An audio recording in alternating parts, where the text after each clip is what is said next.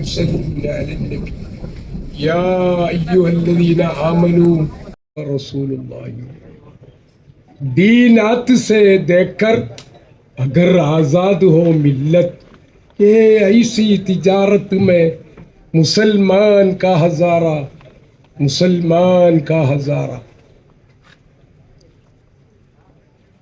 ബഹുമാന്യരായ സയ്യിദ് അവർകൾ, ഉലമാക്കന്മാർ, ഉമറാക്കന്മാർ, സഹോദരന്മാരെ, സഹോദരിമാരെ, ലോകമെമ്പാടും ലോകാനുഗ്രഹിയായ മുഹമ്മദ് മുസ്തഫ സല്ലല്ലാഹു അലൈഹി വസല്ലം തങ്ങളുടെ 1500ാമത് ജന്മദിനം ആഘോഷിച്ചു കൊണ്ടിരിക്കുന്ന സന്ദർഭമാണ്.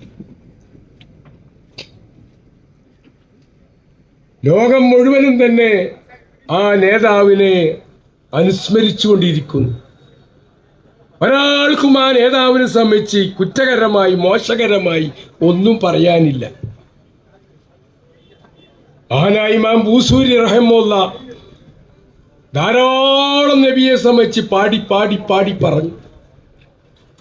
അവസാനം അദ്ദേഹം പറഞ്ഞു, ഫഇന്ന ഫളില റസൂലില്ലാഹി ലൈസ ലഹു അദ്ദും ഫയുരിബ അൻഹു നാതിഖും ബിഫമി. പറഞ്ഞു അദ്ദേഹം പറയുകയാണ്, അല്ലാഹുവിൻ്റെ റസൂലിൻ്റെ ശ്രേഷ്ഠതകൾ ലൈസ ലഹു ഹദ്ദുൻ, അതിനൊരു പരിധിയില്ല, സാധ്യമല്ല. അതിന് വല്ല പരിധിയും ഉണ്ടായിരുന്നു എങ്കിൽ വലിയ വലിയ സാഹിത്യകാരന്മാർ, പണ്ഡിതന്മാർ, വാചാരതയുള്ള പ്രാസംഗ്യന്മാർ എല്ലാവരും ഇവിടെ കഴിഞ്ഞുപോയി. അവരെല്ലാവരും ആ പ്രവാചകന്റെ ഗുണഗണങ്ങൾ, മധുകൾ പറഞ്ഞ് തീർക്കേണ്ടതായിരുന്നു. ഒരാൾക്കും പറഞ്ഞ് തീർക്കാനാവാത്ത അത്രയും മഹത്വത്തിന്റെ ഉടമയാണ് മഹാനായ നബിയുനാ റസൂലുള്ളാഹി സ്വല്ലല്ലാഹു അലൈഹി വസല്ലം. ഇത് നാം പറയുമ്പോൾ പലരും പറയും, ഇമാം ബൂസൂരി നബി സല്ലല്ലാഹു അലൈഹി വസല്ലം അനുയായിയല്ലേ? അനുയായികൾ നേതാക്കന്മാരെ സംബന്ധിച്ച് വാനോളം പുകഴ്ത്തി പറയൽ പതിവല്ലേ?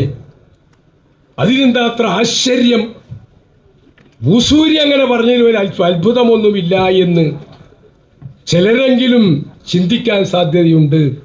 ബൂസൂരി മാത്രമല്ല, ലോകത്ത് ചരിത്രമറിയുന്ന മുഴുവൻ ആളുകളും പ്രവാചകരായ മുഹമ്മദ് നബി സല്ലല്ലാഹു അലൈഹി വസല്ലമയെ വാനോളം പുകഴ്ത്തിയിട്ടുണ്ട്.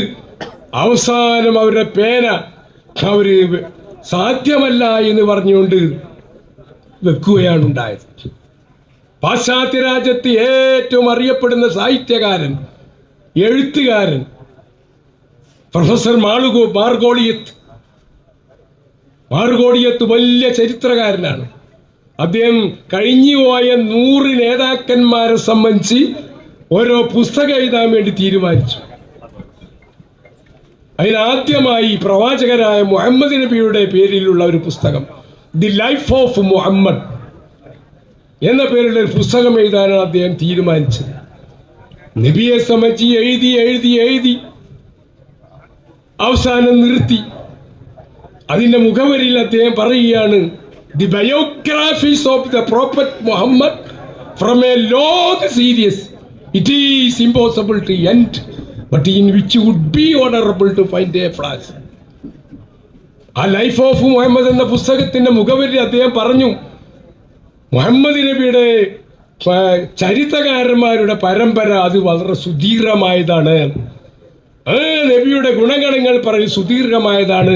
It is impossible to end, അത് അറ്റമില്ലാത്തതാണ്, പറഞ്ഞു തീർക്കാൻ കഴിയാത്തതാണ് എന്ന് പറഞ്ഞുകൊണ്ട് അദ്ദേഹം പറഞ്ഞു, പിന്നെ ഞാൻ എന്തിനാണ് പറഞ്ഞു തീർക്കാൻ കഴിയാത്തൊരു നേതാവിനെ സംബന്ധിച്ച് ഇത്രയൊരു പുസ്തകം എഴുതിയത്? But in which be honourable to find a flaws. ആ ചരിത്രകാരന്മാരുടെ കൂട്ടത്തിൽ എനിക്കും ഒരു പുണ്യം കിട്ടണം എന്ന നിലക്ക് മാത്രമാണ് ഈ പുസ്തകം ഞാൻ എഴുതിയത് എന്ന് ആ പ്രൊഫസർ രേഖപ്പെടുത്തുകയാണ്.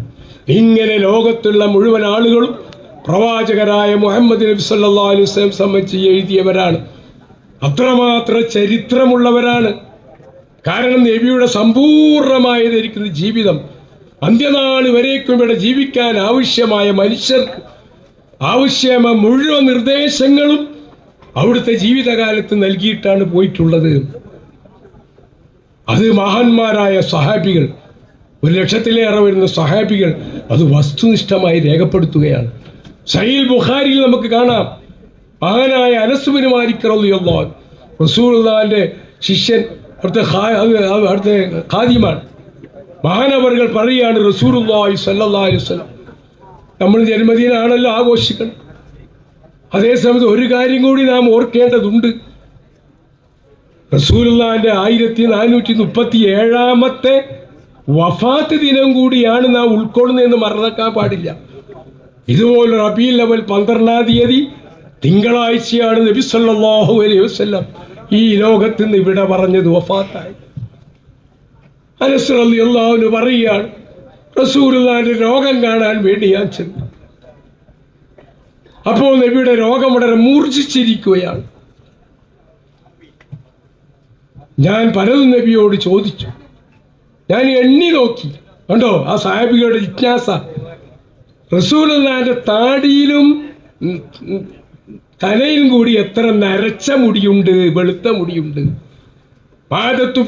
റസൂലുള്ളാഹി സ്വല്ലല്ലാഹു അലൈഹി വസല്ലം വലിയത് വമാ ഫജത്തു ഇല്ലാ 14 ശഅറത്തൻ ബൈളാ. ആ സമയത്ത് റസൂലുള്ളാഹിന്റെ തലയിലും താടിയിലും കൂടി എത്ര നരച്ച മുടിയുണ്ട് എന്ന് ഞാൻ എണ്ണി നോക്കി. ഫമാ വജത്തു, ഞാൻ എത്തിച്ചില്ല. 14 നരച്ച മുടിയല്ലാതെ എനിക്ക് ലഭിച്ചില്ല. 14 നരച്ച മുടിയാണ് റസൂലുള്ളാഹിന്റെ വഫാത്ത് സമയത്ത് റസൂലുള്ളാഹിന്റെ താടിയിലും തലയിലും ഉണ്ടായിരുന്നത്. ഒന്ന് ആലോചിച്ച് നോക്കൂ. നരച്ചതേൽക്കുന്ന മുടി അതാരെങ്കിലും പ്രശ്നമാക്കുന്നതാണോ? അത്രയും ആരും ശ്രദ്ധിക്കാത്ത, ആരും മെയിൻറ്റെയിൻ ചെയ്യാത്ത നരച്ച മുടിയുടെ കാര്യം കൂടി സാഹിബികൾ രേഖപ്പെടുത്തി വെച്ചിരിക്കുകയാണ്. ആർക്കത് കഴിയാ? ലോകത്ത് ഏത് നേതാവിനാ ഇങ്ങനൊരു സ്ഥാനമുള്ളത്? ലോകത്ത് എത്ര നേതാക്കന്മാർ കഴിഞ്ഞുപോയി. അവരൊക്കെ ഇവിടുന്ന് മരിച്ചു പോകുമ്പോൾ അവിടെ തലയിൽ പല നരച്ച മുടി ഉണ്ടായിരുന്നോ? താടിയിലുണ്ടായിരുന്നോ? മരിച്ചു പോയ നേതാക്കന്മാരെ കഥ അവിടെ ഇരിക്കട്ടെ. ഇപ്പം അയാത്തുള്ള നമ്മുടെ മുഖ്യമന്ത്രിയുടെയോ അല്ലെ പ്രധാനമന്ത്രിയുടെയോ തലയിലും താടിയെത്ത നരക്കാത്ത മുടിയുണ്ട്. ആർക്കാ പറയാൻ കഴിയുക? നമ്മുടെ രാഷ്ട്രീയ നേതാക്കന്മാർ സ്നേഹിക്കുന്നവരാണ്, ബഹുമാനിക്കുന്നവരാണ്, അവർക്ക് വേണ്ടി ജീവൻ പോലും ബലിയർപ്പിക്കാൻ തയ്യാറായവരാണ്. പക്ഷേ ഇത്രയും നിസ്സാരമായ കാര്യങ്ങൾ ആരും പരിഗണിക്കാറില്ല. ഡൽഹിയിലെയും മറ്റു കാര്യം അവിടെ ഇരിക്കട്ടെ, നമ്മൾ വീട്ടിലെ കാര്യം പറയാം. നമ്മുടെ സ്വന്തം ഭാര്യ 50, 60, 70 കൊല്ലം ഒന്നിച്ചൊരു ബെഡ്റൂമിൽ കിടന്നു ഒരു തലയണമേൽ തല വെച്ചുകൊണ്ടിരിക്കുന്ന ഭാര്യയോട് ചോദിച്ചു നോക്കുകയാണ്, നിങ്ങൾ 60, 70 കൊല്ലായില്ലേ, ഇപ്പോൾ അദ്ദേഹത്തിൻ്റെ താടിയിൽ എത്ര നരച്ച മുടിയുണ്ട് എന്ന് ചോദിച്ചാൽ സ്വന്തം ഭാര്യയ്ക്ക് പോലും മറുപടി പറയാൻ സാധ്യമല്ല. അല്ല, ഭർത്താവിനോട് ചോദിക്കുകയാണ്, നിങ്ങൾ 10, 60 കൊല്ലം ഒന്നിച്ച് തലയണിമേൽ വെച്ച് ഉറങ്ങിയ ആളുകളല്ലേ, അവളെ തലയിൽ എത്ര നരച്ച മുടിയുണ്ട് അറിയുകയില്ല. എന്താണത് അറിയാത്തത്? അത് ആരും ശ്രദ്ധിക്കണ വളരെ നിസ്സാരമായ കാര്യമാണ്. അപ്പോൾ ആരും ശ്രദ്ധിക്കാത്ത നിസ്സാരമായ കാര്യങ്ങൾ പോലും ലോകത്തിന്റെ നേതാവ് മുഹമ്മദുർ റസൂലുള്ളാഹി നബി സല്ലല്ലാഹു അലൈഹി വസല്ലം സംബന്ധിച്ച് രേഖപ്പെട്ട് കിടക്കുകയാണ്. ഇത് പറയുമ്പോൾ 21-ാം നൂറ്റാണ്ടിൽ ഒരു നേതാവിൻ്റെ തലയിലുള്ള നരച്ച മുടിയോ നരക്കാത്ത മുടിയോ ചർച്ച ചെയ്യുന്ന കാലമല്ല. ഇത് കാലം മാറിയിരിക്കുന്നു ഹസ്രത്തെ എന്ന് വല്ല ചെറുപ്പക്കാരൻ ചിന്തിച്ചാൽ, ഇത് ഞാൻ ഉദാഹരണം പറഞ്ഞതാ. നബി സല്ലല്ലാഹു അലൈഹി വസല്ലം ലോകത്ത് ശ്രദ്ധിക്കാത്ത കാര്യം എന്താണ്? ഏതെല്ലാം രാജ്യവിഭാഗം ശ്രദ്ധിച്ചു. അയൽവാസി പട്ടിണി കിടക്കുമ്പോൾ വയറ് നിറച്ചുണ്ണവൻ നമ്മളിൽപ്പെട്ടവനല്ല എന്ന് ലോകത്തോട് പ്രഖ്യാപിച്ച നേതാവ് മുഹമ്മദുർ റസൂലുള്ളാഹി.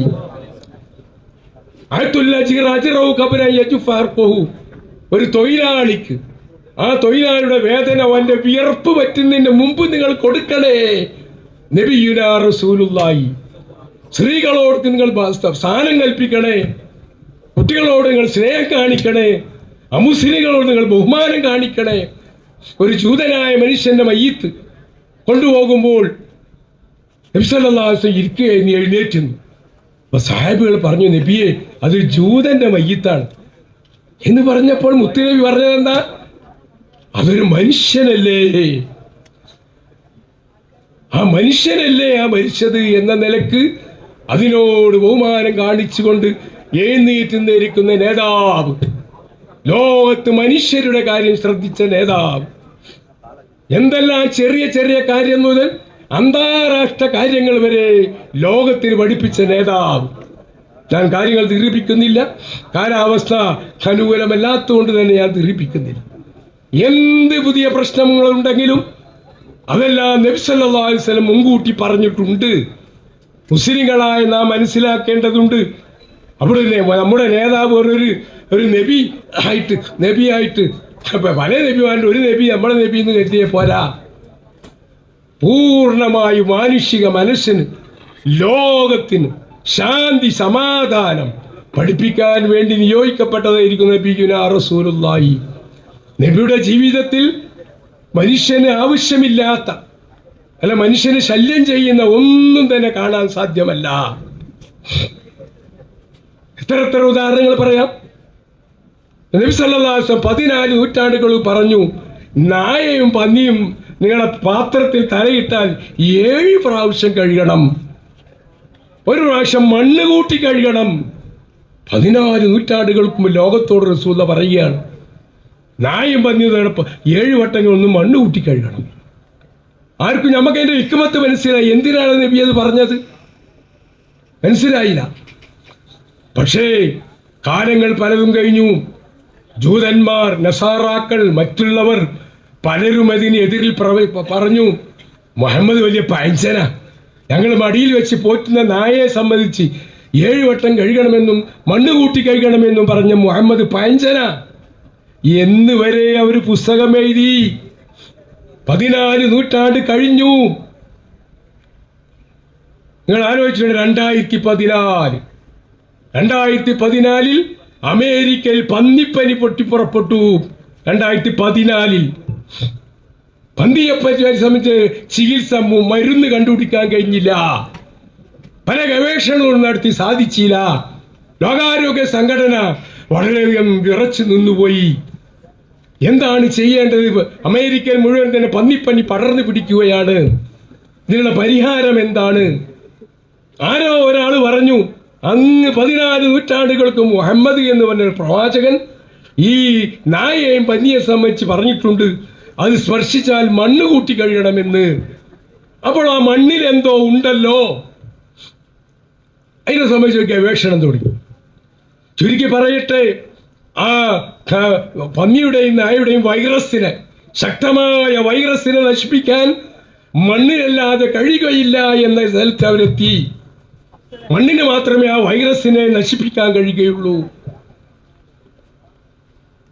അതിനെ സമ്മതിക്കേണ്ടി വന്നു, ലോകത്തിന് സമ്മതിക്കേണ്ടി വന്നു മുഹമ്മദ് നബിയെ.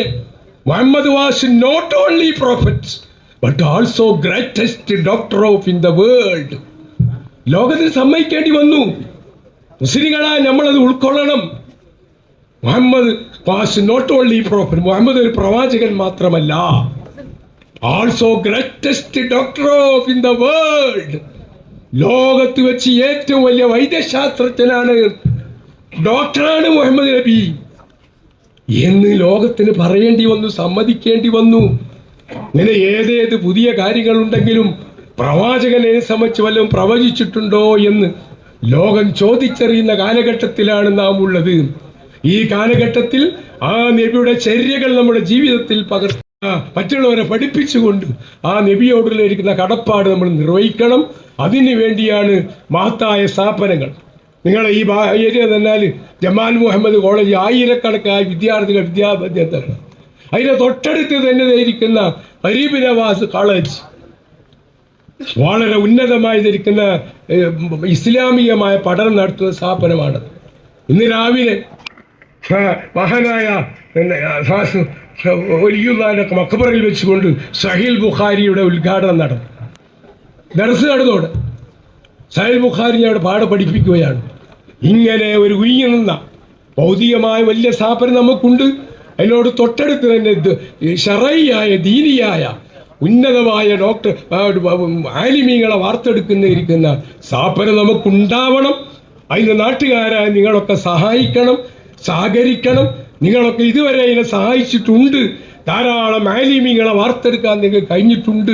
ഇനിയും നമ്മൾ നിർത്താതെ മുത്തുനബിയോടുള്ള സ്നേഹം എന്ന നിലക്ക് ആ സ്ഥാപനം വളർത്തിയെടുക്കാൻ വേണ്ടി നാം പ്രതിജ്ഞ ചെയ്യണമെന്ന് മാത്രം ഉണർത്തിയും കൊണ്ട് ബിസ്മില്ലാഹിർ റഹ്മാനിർ റഹീം എന്ന പുണ്യനാമത്തിൽ ഈ മഹത്തായ യോഗം ഉദ്ഘാടനം ചെയ്തതായി അറിയിക്കുന്നു. അസ്സലാമു അലൈക്കും വറഹ്മത്തുള്ളാഹി വബറകാതുഹു.